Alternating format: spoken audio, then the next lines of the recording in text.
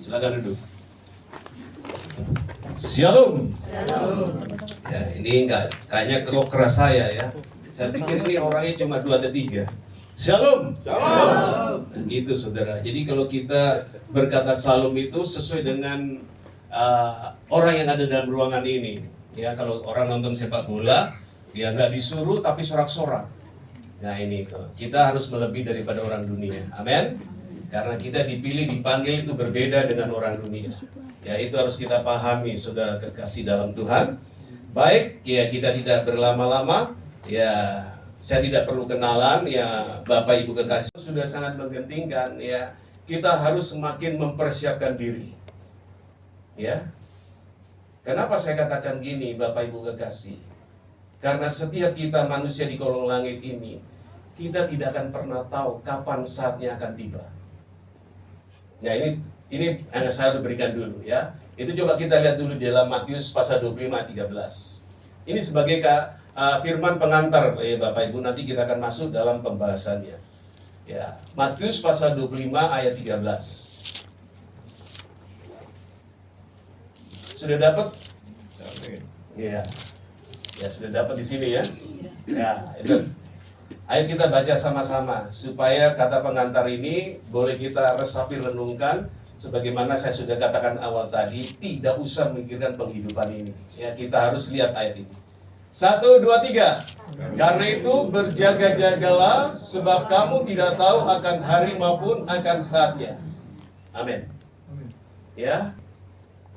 Ya, supaya dalam kehidupan ini yang sudah ya sangat menggentingkan, ya banyak pendeta ya bilang katanya ini sudah di penghujung akhir zaman. Ya, makanya firman ini harus ya diungkapkan kembali. Ya, kita dikatakan di ayat firman Tuhan ini untuk berjaga-jaga. Ya, sebab kamu tidak tahu akan hari maupun akan saatnya. Jadi saya akan ambilkan 2 bagian tentang hari ya maupun akan saatnya. Itu berbicara ya 2 pengertian, Bapak Ibu kekasih. Ya, pertama bisa kematian, ya kedua ya tentang kedatangan Tuhan kali yang kedua. Ya, jadi Bapak Ibu kekasih, mari kita pahami dulu ya ayat pengantar ini. Ya, supaya kita jangan terus ya terperdaya, tertipu terus ya dengan kehidupan ini dan kita tidak memperhatikan. Ya, dikatakan sekali lagi tidak tahu akan hari maupun akan saatnya. Kalau kita terus terfokus ya dengan kehidupan kenyataan ini, kita tidak bisa menyikapi tentang ayat ini. Saya sudah katakan tadi, pengertian dari ayat ini tentang kematian dan kedatangan Tuhan yang kedua kali. Karena terjadi kalau Bapak Ibu kekasih lihat di YouTube dimanapun, ya banyak orang lagi asik ya kayak tadi WL tadi ya. Ya selesai sebelum mengantar habis menutup ibadah dia jatuh mati. Ya. Banyak orang yang berjalan ya di tengah jalan tiba-tiba jatuh mati. Ya, banyak orang lagi sendaguro ngobrol-ngobrol tahu-tahu jatuh mati dan seterusnya. Nah, ini yang saya sedikit kasih pemahaman ini bahwa setiap kehidupan manusia di dunia ini tidak ada yang tahu. Jadi kita sebagai umat Tuhan, sebagai anak Tuhan, kita jangan terus ya berfokus tentang kehidupan ini. Saya sudah contohkan tentang tadi ya prajurit dan komandan. Ya, supaya arti kata saya katakan di ini, oh kalau gitu kita nggak usah kerja Pak. Oh, kerja tetap kerja maksudnya. Ya toh? Ya, kita berbisnis tetap berbisnis. Ya, kita sebagai ibu rumah tangga, ya sebagai ibu rumah tangga, kita sebagai pelayan Tuhan melayani. Yang penting dalam kita beraktivitas, aktivitas kita harus sesuai dengan firman Tuhan. Ada amin? Ya, jangan kejar keinginan, jangan kejar dunia. Itu sudah gak zamannya lagi. Ya, zaman sekarang kita harus kejar surga. Ada amin? Ya, nggak zamannya lagi kita harus ikut-ikut dunia. Ya, firman bilang dikatakan apa gunanya engkau miliki sisi dunia kalau engkau binasa. Jadi saya bicara gini bukan nanti kalau gitu nggak boleh kaya, nggak boleh. Boleh-boleh saja. Ya, orang kaya itu supaya memuliakan nama Tuhan. Tapi jangan karena keinginan, jangan karena ya kehendak, jangan karena kemauan. Tapi biarkan itu datangi daripada Tuhan. Ada amin? Supaya di dalamnya Tuhan dipermuliakan. Nah ini kita kembali ya. Itu ayat pengantar supaya kita tahu bahwa setiap manusia ya tidak akan tahu ya saat dia meninggal. Di dalam Efesus pasal 5 ayat 15, 16, 17. Efesus pasal 5 ayat 15, 16, 17.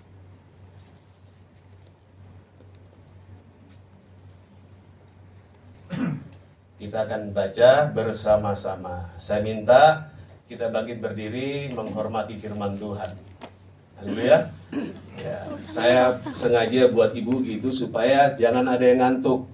Ya, jangan ada yang loyo, jangan ada yang ngalur ngidul. Ya, makanya saya kasih berdiri ya supaya kita semangat, super fokus pada firman Tuhan. 1, 2, 3. Karena itu perhatikan dengan seksama mana kamu hidup, janganlah seperti orang bebal, tetapi seperti orang arif. Dan pergunakanlah waktu yang ada, karena hari-hari ini adalah jahat. Sebab itu janganlah kamu bodoh, tetapi usahakanlah supaya kamu mengerti kehendak Tuhan. Terima kasih, silakan duduk. Haleluya. Nah, firman Tuhan ini mungkin dari sekian hamba Tuhan yang diundang, ya mungkin tidak seperti ini. Ya, karena saya ya Tuhan tuntun ya hari-hari ini ya umat itu harus ya diberitahukan ya bahwa ini sudah di penghujung akhir zaman. Ya, jadinya hidup ini tidak boleh main-main lagi. Ya, hidup ini tidak boleh ya sesuka-sukanya. Hidup ini tidak boleh ya neko-neko orang bilang. Ya, hidup ini tidak boleh menceng kiri, menceng kanan. Ya, tapi hidup ini harus kita senantiasa ya selaras ya dengan apa maunya Tuhan. Sudah cukup Tuhan ya menyatakan apa maunya kita sampai detik ini. Ya, tadi ibu bersaksi ya dia merasa umur panjang. Ya, umur sudah genap 70 tahun, memasuki 71. Itu bertanda sudah cukup ya Tuhan ya tahu apa yang menjadi ya kemauan Bapak Ibu kekasih di tempat ini. Jadi kita diupayakan di penghujung akhir zaman ini kita harus berupaya hidup semakin ya harus bisa ya tahu apa maunya Tuhan dalam kehidupan ini. Supaya apa? Supaya kita dalam mengiring Tuhan itu jangan sampai ya kita terbuai, jangan sampai ya kita terlelap, jangan sampai kita tersesat. Ya, karena zaman sekarang banyak anak Tuhan orang Kristen, ya bahkan di firman Tuhan sendiri di Timotius dikatakan, ya zaman sekarang banyak orang sudah tidak ingin lagi mendengar ya nasihat yang sehat. Ya, apalagi khotbah-khotbah itu maunya khotbah yang ya tentang berkat, khotbah-khotbah yang siapkan kedatangan Tuhan yang kedua kali. Kalau kita masih diberikan umur yang panjang. Makanya firman Tuhan pilih dipanggil oleh Tuhan tujuannya supaya kita hidup ya sesuai dengan ya ajaran Tuhan. Kalau anak Tuhan orang Kristen hidupnya sesukanya sembarang semaunya, saya bilang dia bukan anak Tuhan. Jangankan anak Tuhan, pendeta juga. Ya, kalau pendeta gayanya gaya dunia, ya sombongnya, sok-sokan, ya merasa pintar hebat sendiri, saya bilang dia bukan pendeta yang benar. Amin. Amin. Sudah bilang pendeta ini kok galak banget ya. Ya, enggak, saya itu begini supaya memacu semangat adrenalin Bapak Ibu di tempat ini. Karena saya tahu Bapak itu udah capek ya kerja, udah lemes ya, tidak karu-karuan begitu. Maka saya memberikan support ya, memberikan spirit supaya kita semangat. Supaya mata hati kita diubahkan melalui firman Tuhan ini. Karena hidup ini sudah waktunya segera. Ya, kita berjaga-jaga, hidup kita harus selaras setur dengan kehendaknya. Supaya pengiringan kita kepada Tuhan jangan sampai kita tertinggal karena kehidupan ini. Kita hidup ini tidak ditentukan oleh makan minum. Ya, biar kita nggak makan, nggak akan mungkin mati. Amin. Ya, asal betul-betul ya firman itu menjadi andalan dalam kehidupan kita. Dia mampu bisa memberikan kehidupan. Kita bertahun-tahun jadi anak Tuhan, jadi orang Kristen itu, ya kita harus pahami terus firman-Nya. Firman itu bukan sekedar dibaca, ya dihafal, tapi firman itu disikapi. ya sehari-hari dalam kehidupan kita. Supaya apa? Supaya kita bisa menjadi orang yang berkemenangan. Amin. Ya, supaya Tuhan luaskan, Tuhan izinkan dengan berbagai macam hal, kita tetap kuat. Kita tetap eksis di dalam Tuhan. Kita tetap semangat di dalam Dia. Kita tetap memuliakan dan menyembah Dia. Apapun terjadi, kalau kita paham tentang Allah kita yang benar, kita akan menjadi orang kuat dan berkemenangan. Amin. Ya, kita tidak akan pernah beralih kepada yang lain. Makanya saya senang belajar dari sikap 3 tokoh itu. Sadrak, Mesak, dan Abednego. Bapak Ibu sudah tahu bagaimana keadaan mereka. Mereka akan dibuang di dapur api yang nyalanya 7 kali lipat. Ya, Raja menawarkan, kalau kamu pengawal tawarkan, kalau kamu menyembah patung, ya, Raja Nebukadnezar, kamu akan diberikan jabatan di kerajaan itu. Segala fasilitas disediakan, hidupmu nyaman, enak. Tapi Sadrak, Mesak, dan Abednego tidak akan terpengaruh dengan dunia. Berapa banyak Tuhan orang Kristennya terpengaruh dengan dunia ini? Karena ingin itu. Jangan, saudaraku. Saya sudah bilang tadi, firman berkata, cukupkanlah dirimu dengan apa yang ada. Karena hidupmu tidak akan pernah ditentukan dengan itu. Bagaimanapun kau miliki semua itu, tidak akan pernah bisa membawa kau masuk surga. Haleluya. Ya, perhatikan dengan seksama. Ya, makanya Sadrak, Mesak pada ditawarkan itu, dia bilang, sekalipun Allah yang kami sembah, yang kupercaya tidak menolong kami tetap beribadah kepadanya. Haleluya. Pak Sugito ya. Ya, sekalipun saat ini Bapak mengalami hal yang sangat pahit, yang sangat kehilangan orang tua, tapi Bapak jangan menjadi lemah karena itu. Tapi terus bangun karena itu, tetap semangat. Karena Tuhan melihat kesetiaan dan imanmu. Itu Tuhan akan lihat, Tuhan akan berperkara. Ya. Tuhan tuh melihat Bapak Ibu, kalau kita diperhadapkan dengan ujian tantangan hidup itu, Tuhan lihat orang ini sungguh-sungguh enggak, serius enggak, setia enggak.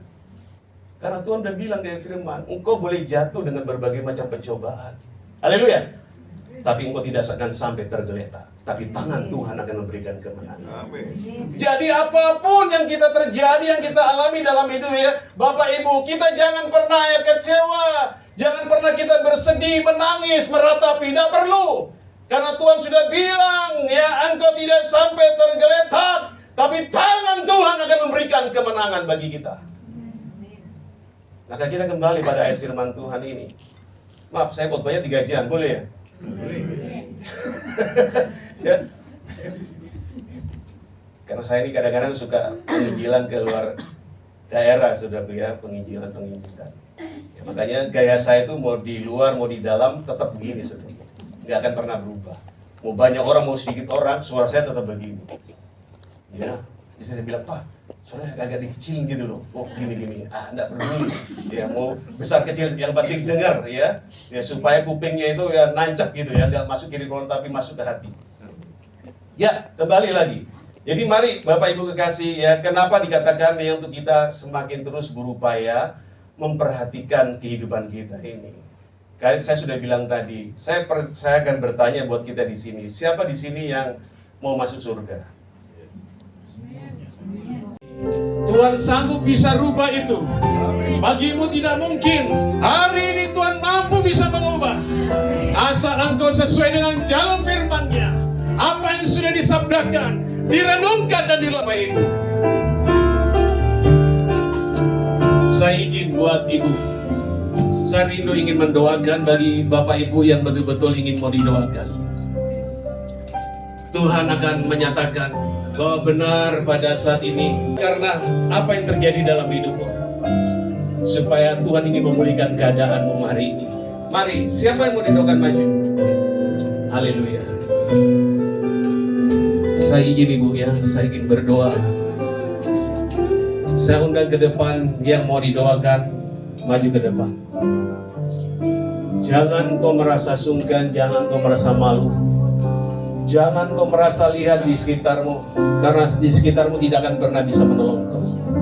Semusim berlalu, namun kau selalu peliharaku.